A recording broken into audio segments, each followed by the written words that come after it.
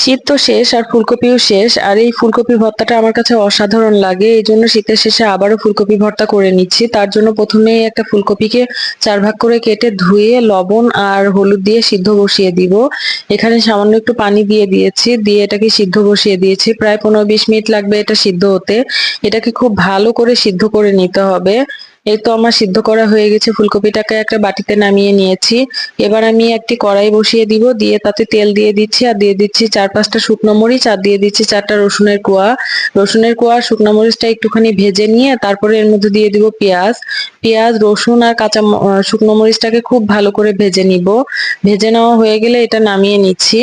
নামিয়ে নিয়ে এবার এর মধ্যে টমেটোটাকে ভেজে নিব। টমেটোটাকে একটু উল্টিয়ে পাল্টিয়ে সিদ্ধ করে ভালো করে ভেজে নিতে হবে। টমেটোটা ভাজা হয়ে গিয়েছে, এবার টমেটোটাকে উঠিয়ে নিচ্ছি। উঠিয়ে নিয়ে এবার এটাকে খুব ভালো করে চটকিয়ে মেখে নিতে হবে। মরিচের বোটাগুলো ফেলে দিচ্ছি, দিয়ে একটুখানি লবণ দিয়ে দিচ্ছি। লবণ যেহেতু সিদ্ধ করার সময় দিয়েছি তাই একটু চেক করে নিবেন। সাথে একটু সরিষার তেলও দিয়ে দিলাম। সরিষার তেল দিয়ে দিয়ে এটা খুব ভালো করে চটকিয়ে মেখে নিচ্ছি। মেখে নেওয়া হয়ে গেলে এবার এর মধ্যে ফুলকপিটা দিয়ে দিব। আর ফুলকপিটা দিয়েও খুব ভালো করে চটকিয়ে মেখে নিতে হবে যাতে ভিতরে কোনো দানা দানা না থাকে। এ তো দেখছেন খুব ভালো করে মেখে নিচ্ছি। এই ফুলকপি ভর্তা দিয়ে অনায়াসে আপনারা ২-৩ প্লেট ভাত খেয়ে নিতে পারবেন, এতটাই মজা হয়। সবাই ভালো থাকবেন, আল্লাহ হাফেজ।